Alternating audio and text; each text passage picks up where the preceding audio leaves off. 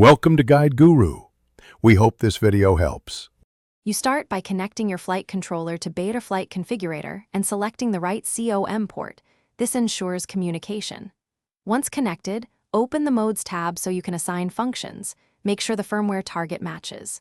Next, check which AUX channel your transmitter switch uses. You'll map that channel here. Do this now because mapping the wrong channel is the most common mistake. After identifying the channel, you're ready to add your first mode entry and begin assigning a switch range. Now add a range for the mode you want, for example angle, horizon, or arm, using the drop-down. While watching the channel bar, toggle the assigned transmitter switch so Betaflight captures the signal. Set the start and end sliders so the bar fully sits inside the highlighted range when the switch is in the desired position. Once done, fine-tune the center point so activation is reliable.